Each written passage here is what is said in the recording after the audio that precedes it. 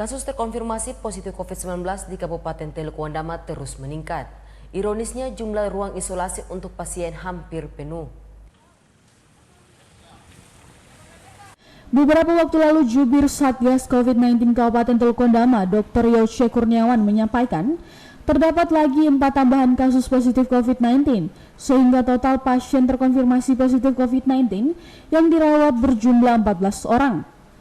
Padahal hanya terdapat 16 ruangan isolasi pasien COVID-19 di RSUD Teluk-Wandama, sehingga tinggal menyisakan 2 ruangan. Jika nantinya 2 ruang itu terisi lagi, maka kata Dr. Yoce perlu dibicarakan kembali untuk mencari lokasi lain sebagai tempat isolasi pasien COVID-19.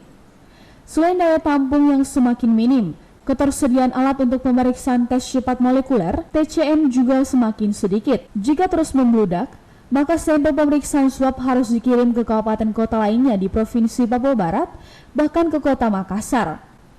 Untuk itu, Dr. Yoce pun berharap agar pemerintah Provinsi Papua Barat bisa memberikan bantuan.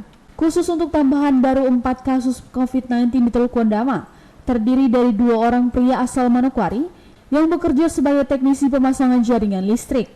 Kata Dr. Yoce, mereka sudah 2 minggu berada di Teluk-Wandama.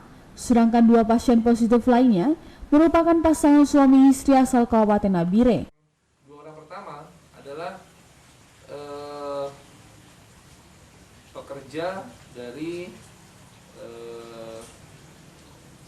Manokwari, jadi terkait dengan pekerjaan listrik. Jadi 2 orang ini sudah kurang lebih 2 minggu di Wasior. Kemudian ingin pulang ke Manokwari, dilakukan pemeriksaan.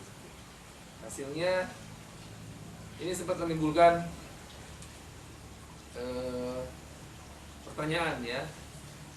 Sekalian saya mengklarifikasi di jumpa pers ini adalah dikabarkan di beberapa grup kalau 2 orang ini setelah diperiksa rapid test di Puskesmas Wasior hasilnya reaktif, kemudian tidak ke rumah sakit, dalam tanda petik kabur. Dan dikatakan kalau mereka 2 ini adalah tenaga dari pekerja dari PLN. Jadi pada kesempatan ini saya mengklarifikasi 2 orang ini tidak kabur. Yang kedua, 2 orang ini bukan dari pekerja PLN, tapi kemudian adalah bagian dari pekerjaan listrik di Teluk-Wandama, tapi bukan bagian dari PLN. Di kronologisnya, kedua orang ini periksa di Puskesmas.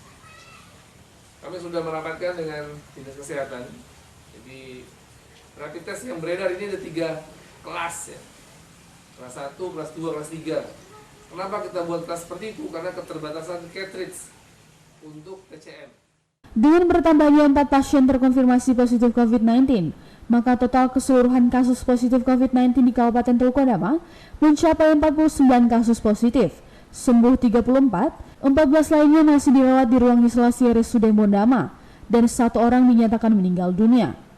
Dari Kabupaten Teluk-Wandama, Solvirum Goreng mengabarkan.